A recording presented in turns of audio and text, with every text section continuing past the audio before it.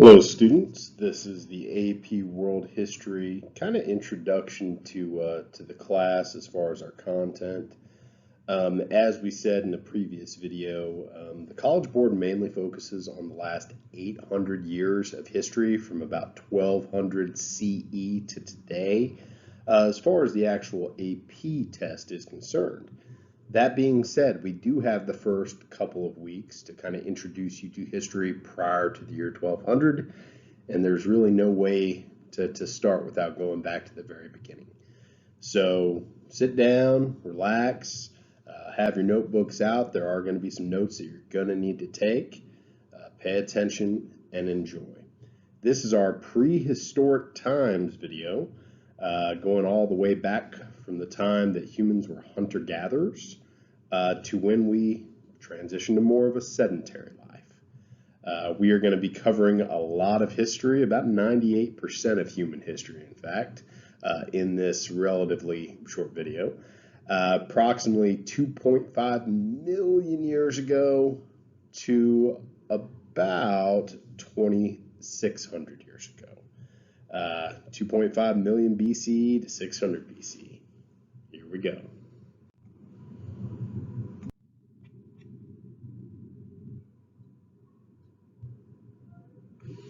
All right, before we get started, let me kind of preface our presentation with this.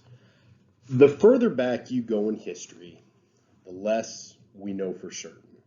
There's a lot of debate about a lot of the things that we are going to be discussing. Furthermore, I know that some of your religious beliefs may point you in a certain direction as far as the origins of the human species or the age of our Earth, or for that matter, the universe. I guess what I'm saying is I'm not asking you to believe any of this. While these are commonly held beliefs by much of the historical and scientific community, and certainly the College Board, the people that run this class, your beliefs are your own, and you're entitled to those. So while I say you don't have to believe any of this, you at least need to be somewhat knowledgeable of it, because it's going to give you a good foundation from which to build off of your historical knowledge in this class. So on this slide, and you don't have to write this down unless you so choose, we've got from the dawn of time. Let's start from the very beginning. In your own mind, how long ago do you think the following events occurred? The Big Bang, the creation of our planet Earth, the age of dinosaurs, the earliest humans. When did humans first show up on this glorious planet of ours? Take a moment to either write those dates down or at least in your head get an approximate estimate.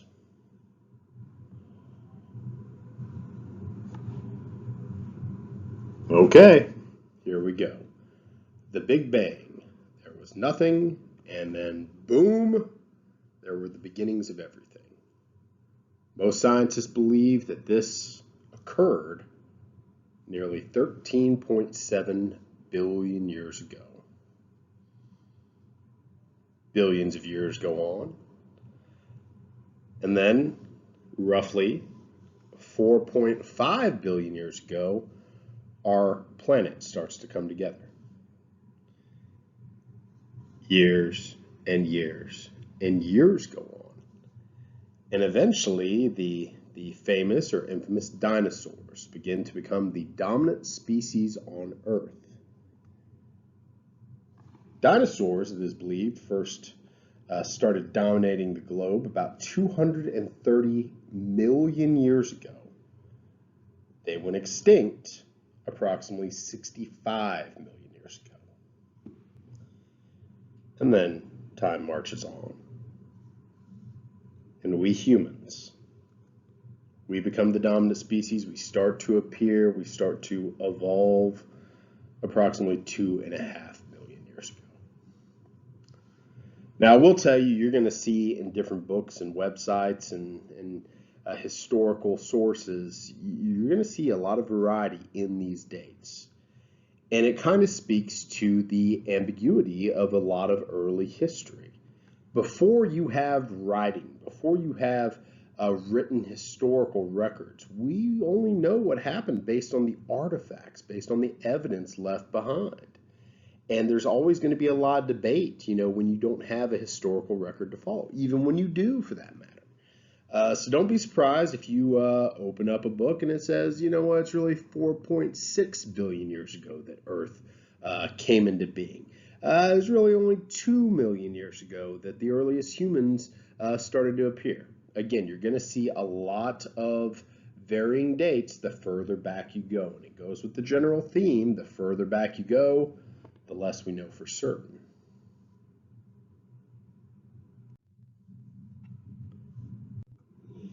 I like to start off with this map.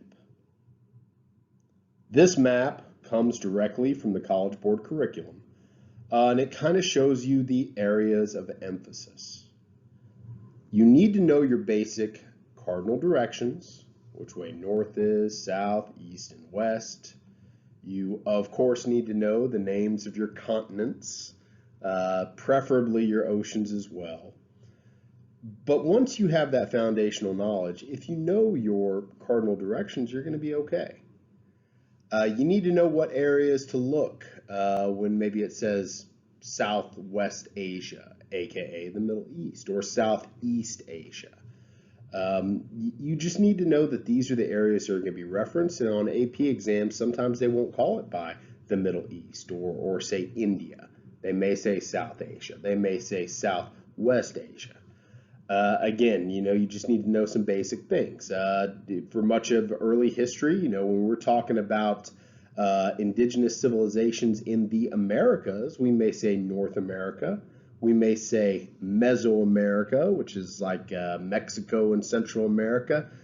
We may lump Mexico, Central America, and South America and the Caribbean into the region known as Latin America. So just know the basic regions. You will notice that the College Board left off Australia, and we honestly don't talk too much about them. They also conspicuously left off Europe and Russia, which is a part of Europe and Asia.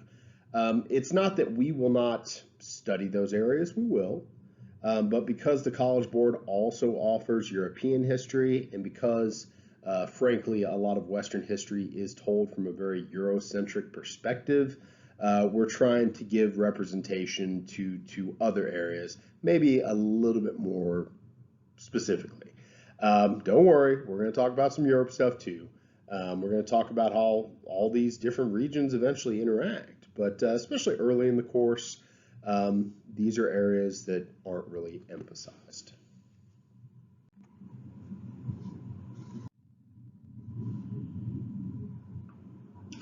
So how is history separated? In this course, you have the benefit of not having to worry about, your BC and AD years all that much. BCE, CE, the same thing. The reason is, as we've said, our class, as far as what you will be tested on, is only really the last 800 years. But this is something just worth knowing. So years ago, in a very heavily Christianized Europe, this sort of system of keeping track of years was developed, with the year 0 being associated with the birth of Jesus of Nazareth. Christians believe is much more than a man, which we will of course get into later. And everything afterwards, being Anno Domini, which is in the year of our Lord, also known as after death. Everything before the year 0 representing before Christ, before the birth of Jesus. In more recent times, that's been seen as a little antiquated. Now we kind of use the year 0 as a starting point. Everything before is before the Common Era, or BCE. Everything after is the Common Era. So we're currently in 2020 CE. Again, AD and CE are the same things, but Common Era is a little bit more, I guess you could say, politically correct. On this particular timeline, you can see the approximate birth, lifespan of some very important historical figures in the study of religion. We will be talking about religion a little bit towards the end of the week, Um, you need to know some basic beliefs, some basic figures of each of the major world religions, as religion has been an incredibly powerful guiding force in the history of mankind.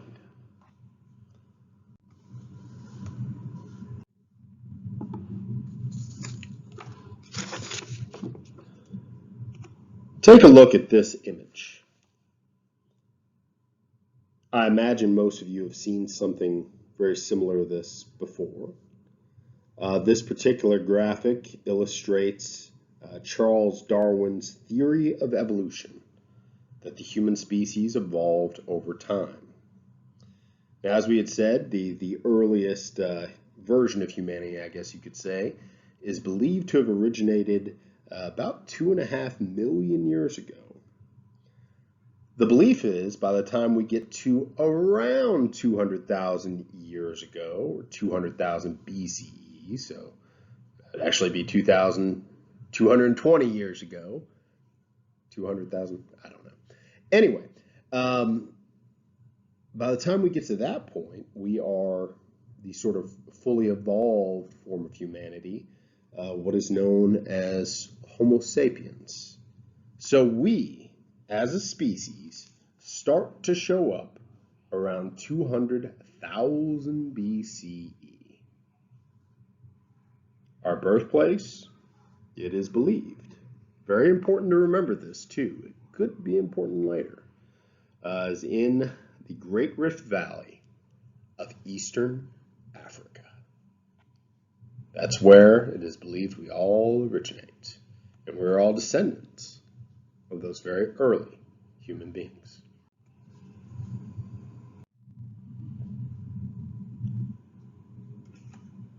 Now this shows you the variety of dates you're going to see the further back we go.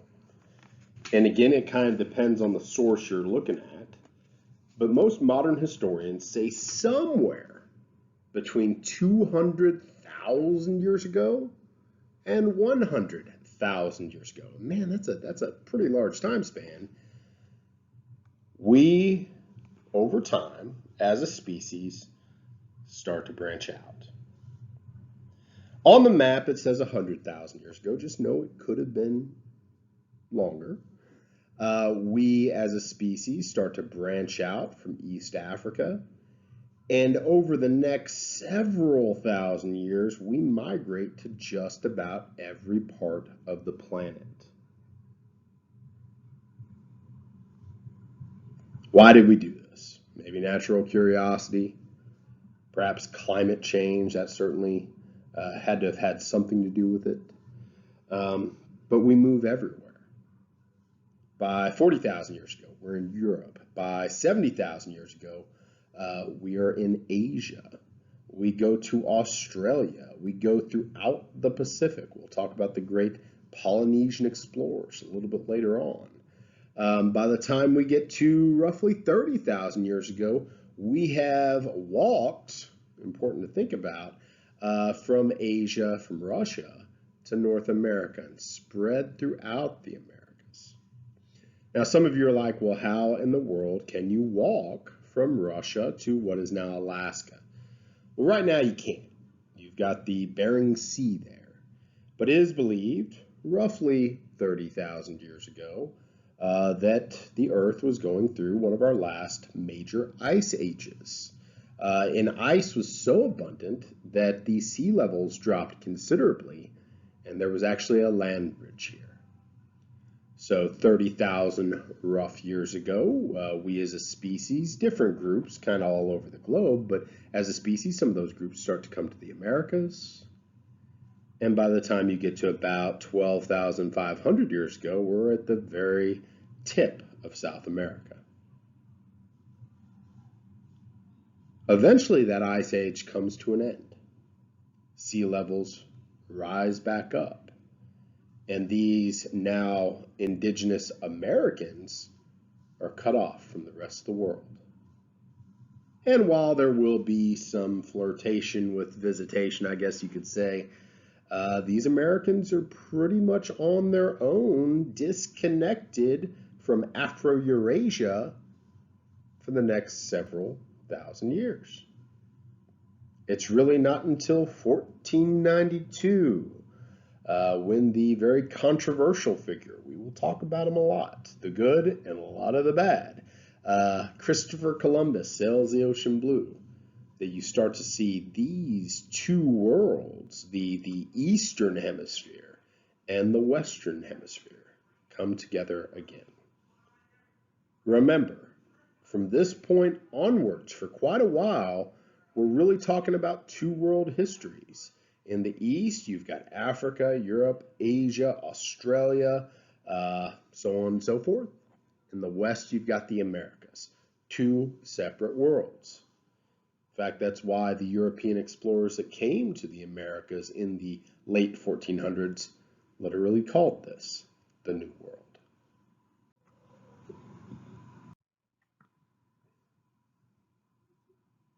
Very important term here, hunter-gatherer. Sometimes the College Board will call it hunter-forager groups. To forage means to go out in nature and find what you need to survive. During all those years that you saw on that previous map, those hundreds of thousands of years, ever since humans have been on the planet, for something like 98% of alleged human history, this is us. This is how we survived. We hunted in small groups, usually family relationship groups. We gathered what we needed to survive. We were nomadic by nature, meaning we didn't stay in one place for very long. As the seasons changed, as animals migrated, as wild plants and things of that nature died off and were more abundant elsewhere, we traveled, we moved. That is how we survived. Take a look at the weapons these guys are using. Think about what they're made of. Wood, antler, stone. This is the Stone Age. Later, when we learn to work with metals, we enter the Bronze Age and the Iron Age. But this is the Stone Age. This is the majority of human history. We call those ages what they are based on what we use, the materials we used for our weapons, for our tools, for the things that allowed us to live.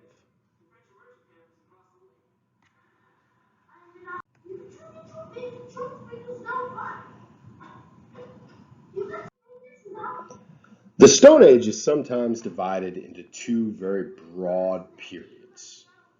The Paleolithic Age, which is the majority of human existence, the majority of the Stone Age. Paleolithic roughly translates to Old Stone Age.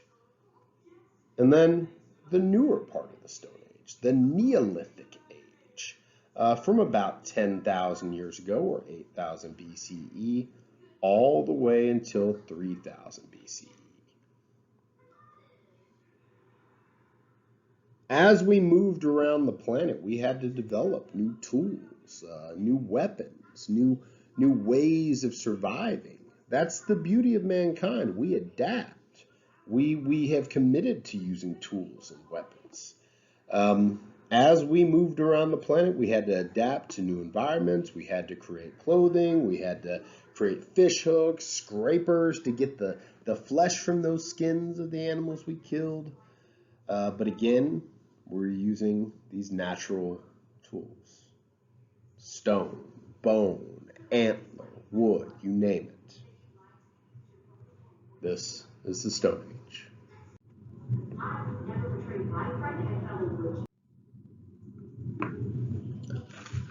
Take a look at this picture. As time progressed, we built better spears, better materials for use in our tools and weapons. One of the first weapons to allow us to hunt at a distance is the bow and arrow. But for much of history, human existence did not change. We lived being hunter gatherers. Men did most of the hunting, women did most of the gathering. But things were relatively egalitarian. Very good vocab term. There's going to be a vocab slide at the end, so don't freak out having to copy down everything, but just know that that's coming. Egalitarian means a society with little social divisions. Okay? Not exactly equal, but not a strict social hierarchy.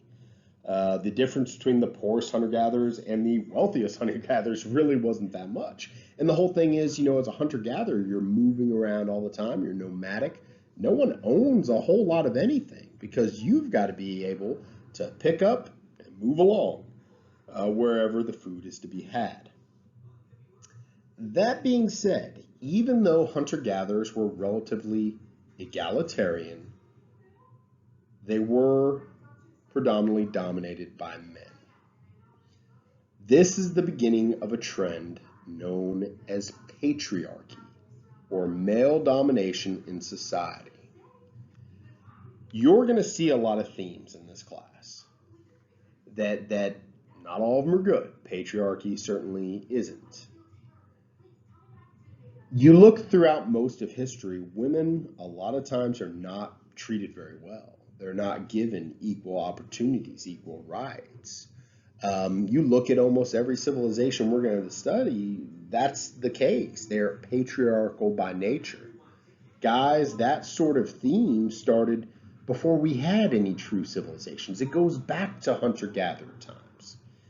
And one could argue it only worsened once we start to settle down, become more sedentary, and become more quote-unquote civilized. You look at this picture, it's pretty clear that this very large man is probably the one in charge.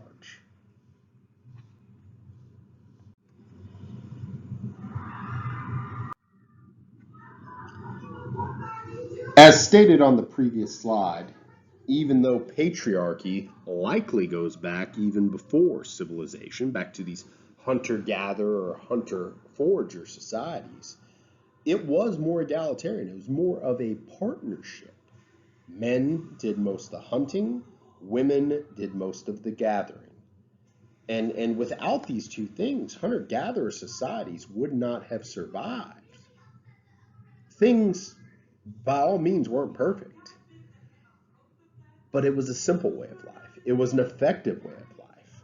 People were healthier. They were naturally in better shape. There weren't that many of them. Hunter-gatherer societies, by their very nature, cannot be overly abundant. You're not going to want to have a whole lot of kids if you're constantly on the move. Kind of hard to carry a whole bunch of babies around. But this form of life worked. And you still see it in certain places. It's rare, but you see it in certain places to this day.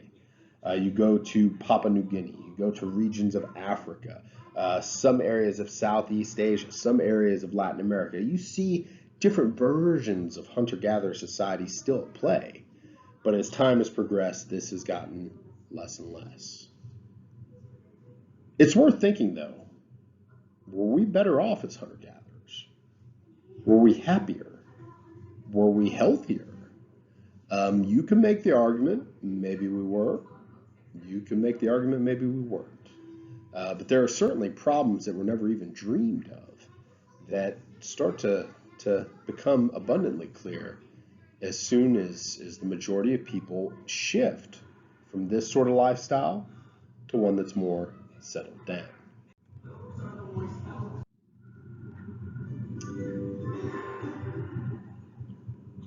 What you see here is evidence, and some of it is speculative, but evidence of rituals, ways that we as a species treated and honored our dead. Burial sites are nearly as old as humanity themselves, and oftentimes in these graves, these prehistoric people were buried with trinkets, with things of value, which would make one believe that likely a belief in some sort of afterlife goes back quite a long time. Some say as many as 100,000 years. Now, these were not necessarily well-organized religious beliefs. not like the ones that you see today. These were more what we call animistic beliefs, beliefs in spirits, in the natural world, maybe an abundance of gods, many gods. We call that polytheism. Even once we get the earliest civilizations, most religious beliefs believe in many gods. It's pretty interesting, though. You think even these people, by today's standards, obviously not very advanced, no written language to speak of, but there was still that belief in something greater than ourselves.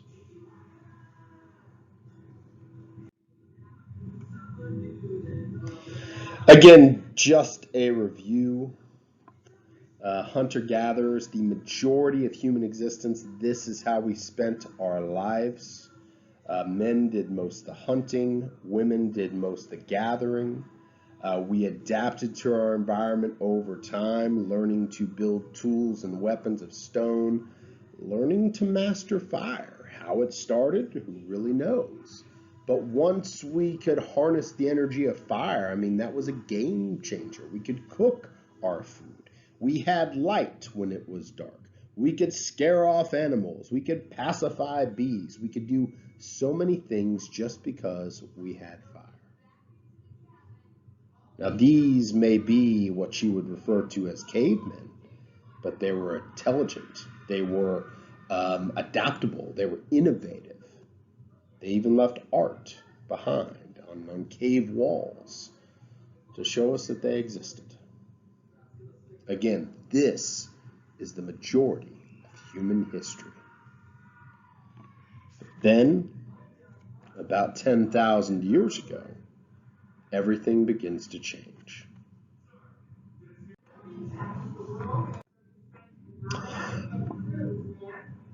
Approximately 8,000 BCE, or 10,000 years ago, in the Middle East, near modern-day Iraq, something miraculous happens and spreads. It is the birth of agriculture. No one knows exactly how, but it is likely that some hunter-gatherer women discovered that they could plant some wild seeds in the ground, wheat seeds, things of that nature, and that when they tended them and gave them water, they could grow their own crops. It's amazing that it took us that long to kind of figure it out, but that is the belief. 10,000 years ago, we start to plant crops. And that is really the beginning of our history. Yeah, human beings have been around for a very long time. But this is when we start to transition into a sedentary life. Sedentary means settled. Because once you have agriculture, you're raising plants, you're domesticating more and more animals, well, you have a stable food source. You no longer need to move all the time to find your food. You can settle down. You can become sedentary. And once you do that, you can build. You can build permanent settlements. Those settlements can turn into villages. Those villages can turn into towns. Those towns can eventually turn into advanced civilizations. Now, some people keep up the hunter-gatherer lifestyles. Don't get me wrong. This isn't overnight. Other people, take the idea of domesticating animals and they take their animals around. They don't stick in one place. We call them pastoralists. But over the next several thousand years, as this idea spreads or is discovered independently elsewhere, which it certainly is, the majority of the species starts to settle down. And this has some good and bad effects, but it certainly leads us to where we are today. We call this the agricultural revolution. Sometimes it is also called the Neolithic revolution, as it did take place in the newer part of the Stone Age. So Neolithic revolution, agricultural revolution, the same thing. Where did it start? The Middle East, remember that. When did it start? About 10,000 years ago.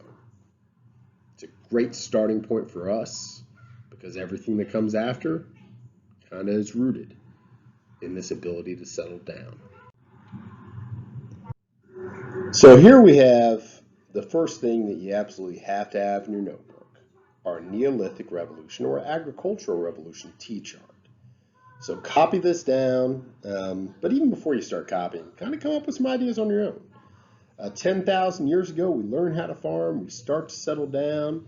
There's obviously some very good things that come from that, also some bad things.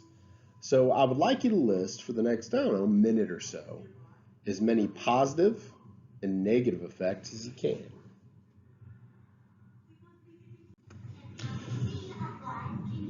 Okay, hopefully you came up with some stuff. These are the things that you need to know because these effects, they cause a lot of changes as far as who we are as a species.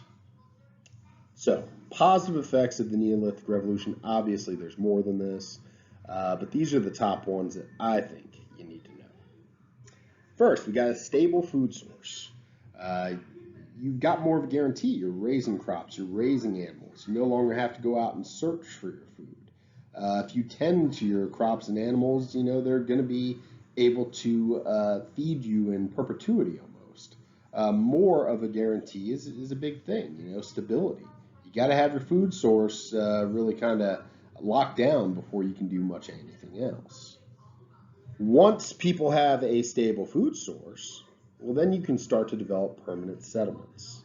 Settle down, you build yourself a home, a bunch of you and your family members, friends, your overall group, you know, you start to maybe build an abundance of structures and develop your fields and develop the area, and soon you've got a village, and maybe it goes into a town, and eventually maybe it eventually rises into civilization. I mean, those are things that are natural byproducts of that first one, having a stable food source and then settling down. When you've got those things kind of developed, there is an increase in innovation, specifically geared towards making farming easier, making settled life easier. So you start to see a wave of new innovations come about. And with more innovation and with the ability to settle down, people are going to have more kids. Hard to carry around a bunch of babies if you're on the move all the time, but if you've got a home, well, then you can settle down. This is really the beginning of an ever-rising human population. And all those things kind of come together to lead to the eventual rise of civilization. Some of the earliest civilizations we will be talking about in the near future. But it wasn't all good. There were some bad things. Mainly, guys, being a hunter-gatherer, it worked. That's 98% of human existence. It's a healthy lifestyle. You're exercising, obviously, all the time because you have to. You're on the move. You're eating a variety of plants, fruits, vegetables, meats, you know. There's a lot of healthy diversity there. When you settle down, though, that changes. There's a less diverse diet. You're eating the few crops you can grow. You are getting food from the few animals that you can domesticate. So less diverse diet, less healthy diet. People living in close proximity to each other, also in close proximity to animals and animal waste, you do see a rise in disease. People settle down in an area, it's inevitable they're going to mess it up. This is the beginning of us really damaging our environment. People that are settled have kind of a target on their back. If the next village, if their crops fail, hey, they may show up and try to kill everyone, steal their stuff. So there is going to be increased conflict. With a less diverse diet, with increased disease, with more conflict, life expectancy lowers. People aren't living as long as they did when they were hunter-gatherers. People settle down, they eventually have different jobs. People acquire different levels of possessions and wealth. You do see more and more social divisions once people settle down. a dramatic increase in social inequality. And for whatever reason, you do see women begin to be treated worse. The world definitely gets more patriarchal as we settle down, as we become quote unquote more civilized. And patriarchy is one of those themes, much like slavery, much like a lot of the horrible things you can imagine, that goes back to the very beginning of our histories and persists through most of our history. Again, there's a lot of bad things in history, and those, I should say, are two of the worst.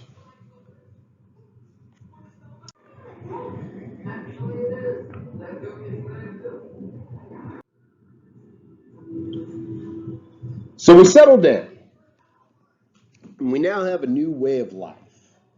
And this starts in the Middle East, and you see it develop independently elsewhere, sometimes influenced by each other. It just kind of depends. But you see people settle down, and they've got to they've got to find ways to make this settled existence easier. Highly recommend you write down a few of these early sedentary or settled technological innovations. You've got people in an area, and they're settled, and they've got to collectively, kind of master this idea of agriculture, and they got to figure out ways to bring water to their fields. So you start to see some of the earliest irrigation systems. That's here in the upper left-hand corner. And you need to plant your seeds to grow your crops, and you can go out there with a digging stick and kind of till up the soil. Or eventually you can use a piece of stone, maybe later metal, and develop a plow where you maybe harness that to some animals and have them drag it across your field to make the planting of seeds easier. So irrigation systems, the development of the plow, those are two really big ones early on. Eventually you're going to have a food surplus. You need ways to store your food. And in the Middle East, near the rivers, you may have an abundance of clay. So people use what they have, and they eventually start developing pottery to hold water, to hold grain, to store their agricultural surplus. Using natural fibers, using animal skins, using animal hair, the list goes on and on. People start to weave more and more textiles for clothing and blankets, and things of that nature.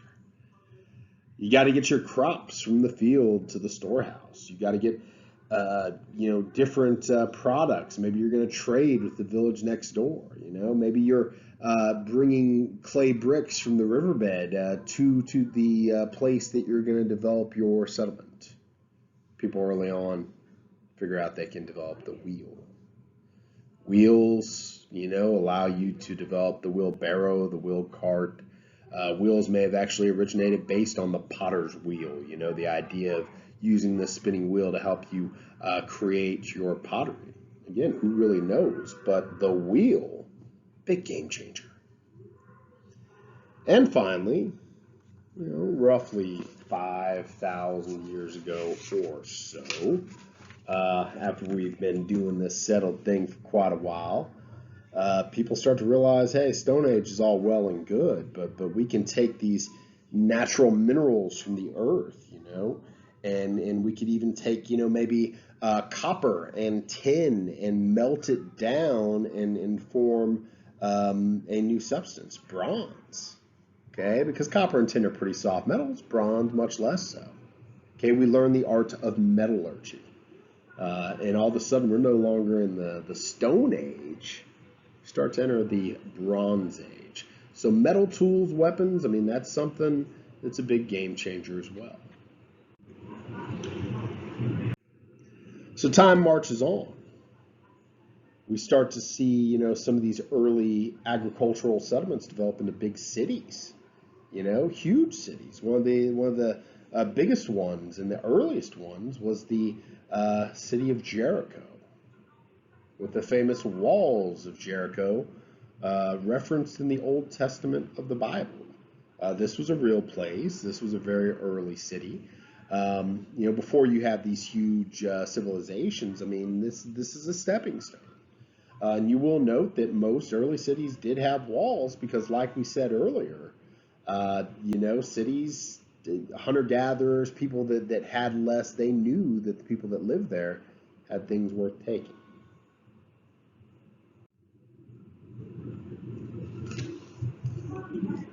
Catalhuac, which frankly I probably mispronounced.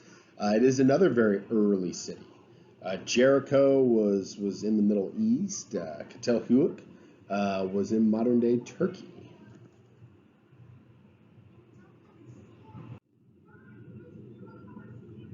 But approximately 3500 BCE, 5,520 years ago, you really start to see the beginnings of what we consider to be advanced civilization.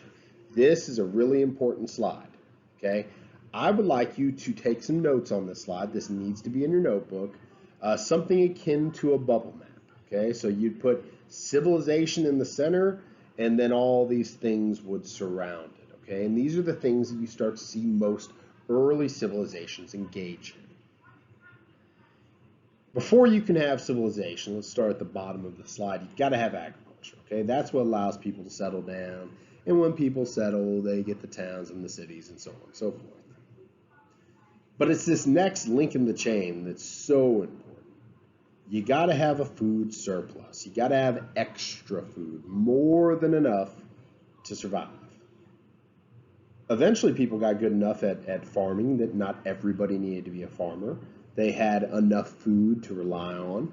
This gave them an opportunity to do other things. So once you've got a food surplus, you've got the beginnings of what you need for a true blue civilization. Having enough food leads to new economic activities, new jobs. Some people are warriors. Some people, once they kind of figure out writing, they become scribes. Some people are merchants.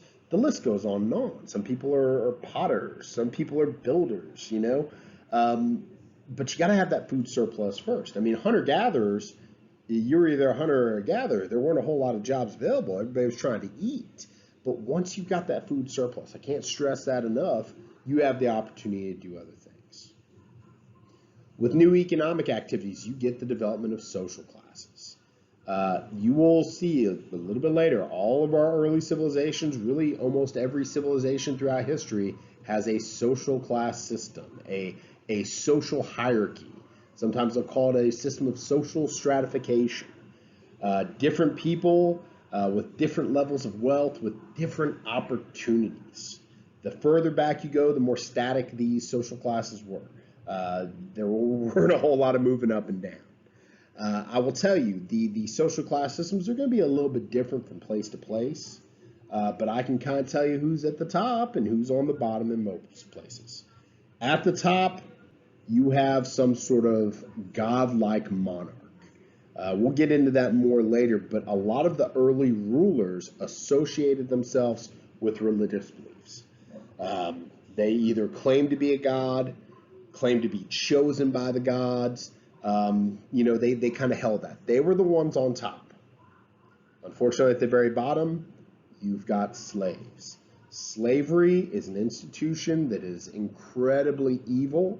There's never a good excuse for it. It's terrible. It's one of the terrible things of human existence, but it's also a constant, an unfortunate constant that maybe you don't see today in the same way that you once did, but there's still people that are forced to do things against their will and really have no choice in the matter. So at the bottom of almost every society we're going to talk about moving forward, at least for many, many years, you've got slaves. At the very top of societies, you've got some sort of godlike king. Early civilizations, they have their technological advances. We discussed those on the last slide, but especially when we start to get into some of the early river valley civilizations, like the various groups that took root in Mesopotamia or the Indus River Valley or ancient Egypt, you will see, with this settling down, with new economic activities and accumulation of wealth, people come up with some pretty interesting things. The very nature of civilization, kind of requires somebody or some group to kind of organize things. So you start to see the beginnings of the earliest really organized governments.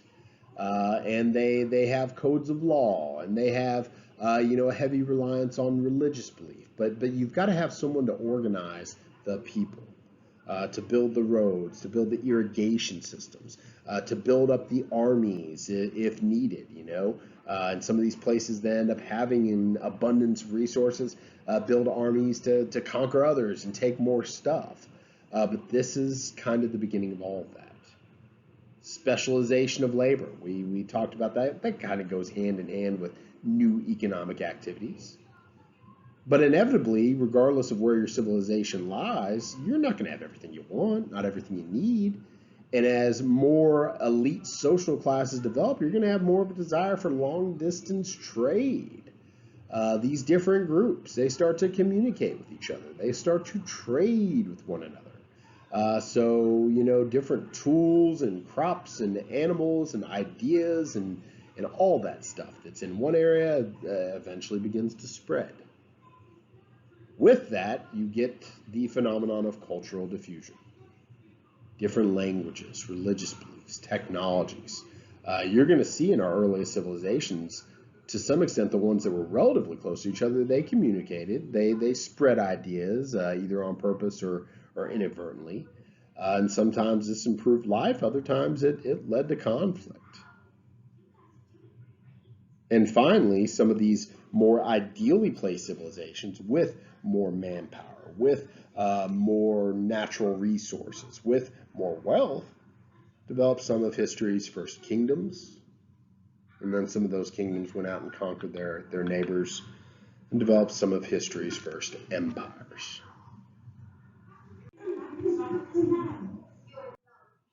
Okay, we are nearing the end of our presentation. I'm glad you guys are still with me, hopefully. I do want to introduce a term, though, that's going to be important. It's a way of life that persists even though, most people settle down. Not everybody does. Some people did and still do practice pastoralism. Pastoralism. And the easiest way to see this or to explain this is they are essentially nomadic herders. They took the ideas of animal domestication, and that is how they lived their lives. But they didn't settle necessarily in one place. They took their herds of sheep or goats or whatever you decided to domesticate, and they took them from place to place. They allowed them to graze off the land. They took them from settled civilization to civilization, selling their meat and their wool and their milk and things like that. Pastoralism is a way of life that you still see in some areas, don't get me wrong, but historically they're very, very important. They were the ones that were still on the move, so they're the ones that are key agents of cultural diffusion. They're the ones that were early on some of the key agents of trade. They're going from place to place anyway. So the pastoralists do have a very important part in world history. It's something you're going to see throughout history.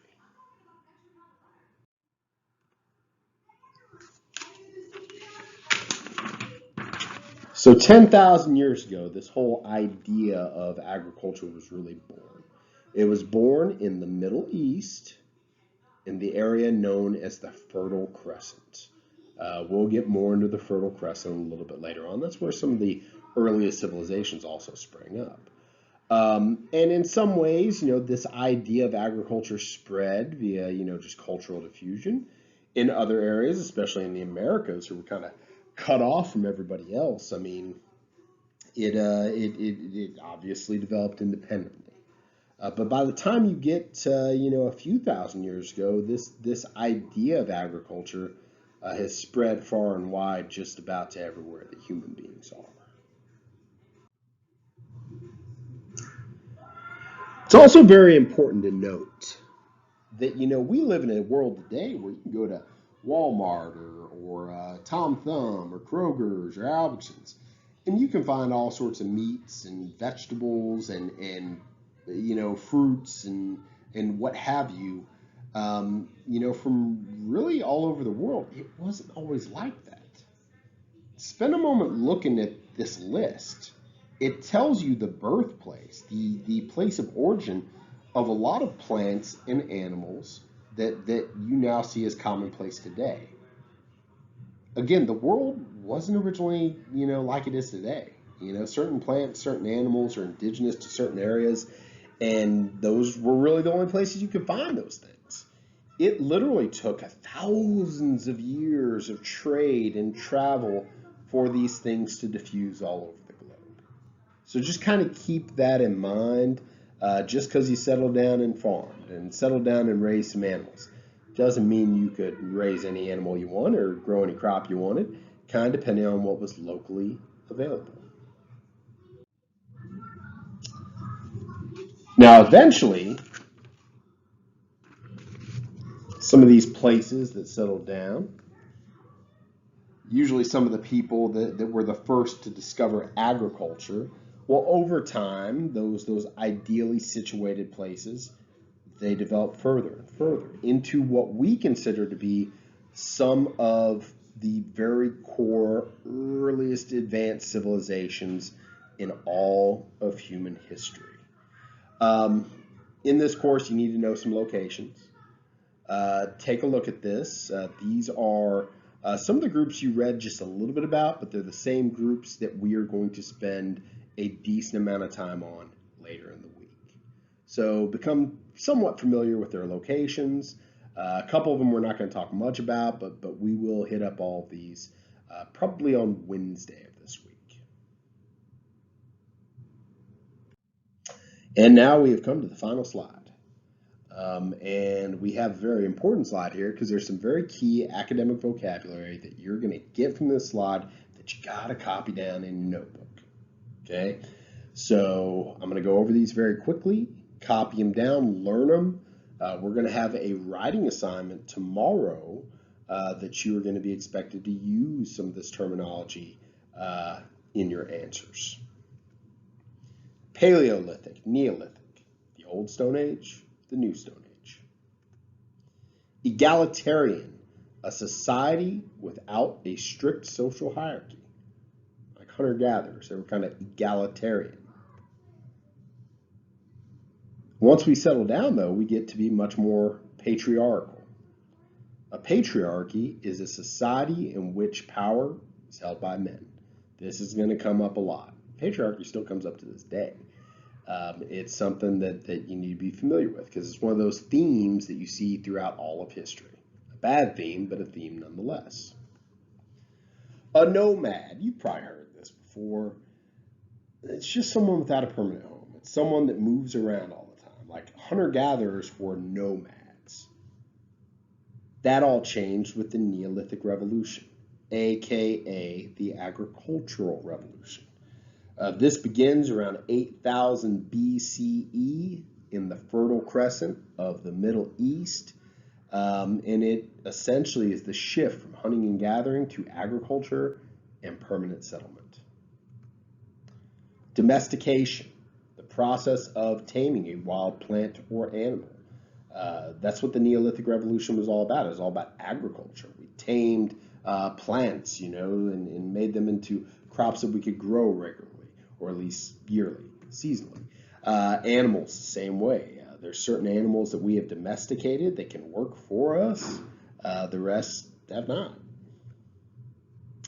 Now, this is one I didn't use during the presentation, but it's kind of a word that may trip you up. I'll tell you a secret. In this class, on the AP test, one of the big things that trips people up is vocabulary. They're going to use these terms that are not always commonly used in questions to try to trip you up. So instead of saying agricultural, they may say agrarian. Again, you just got to have a wide variety of vocabulary at your disposal. The good thing is I go through the curriculum guide. I've seen a lot of AP tests. I try to pick out the things that I think are absolutely essential. Sedentary just means settle down. It's the opposite of nomad. And then finally, pastoralism, a society based primarily on nomadic herding. They're important because they were the early disseminators of new weapons, transportation, and information. once you have that down, you are done with your notes for the day. Thank you for sticking with me. Again, these notes are going to be really important moving forward for some of the assessments that I got planned. So keep up with your notebook. Hopefully this wasn't too bad on you. Hopefully you know a little bit more about early human history. Thank you so much.